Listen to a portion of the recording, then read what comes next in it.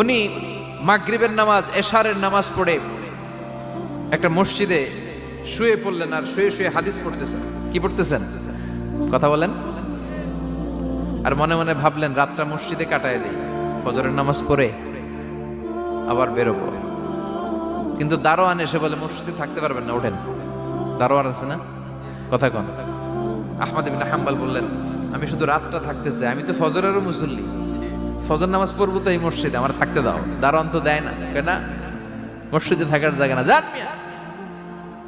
উনি যে আহমদ ইবনে হাম্বল এটা চিনে নাই, থাকতে দেয়। কি করবে এখন? উনি কাঁথা গুছিয়ে হাদিসের কিতাব নিয়ে কাঁধের মধ্যে ব্যাগ নিয়ে মসজিদ থেকে বেরোয় গেলেন। কি আর করবেন, প্রচন্ড শীত, আর কাঁপতেছেন, বুড়ো মানুষ। পথিমধ্যে দেখলেন বাজার। বাজার একজন খাব্বাজ, শাবুন খাব্বাজ, যুবক রুটি বিক্রেতা।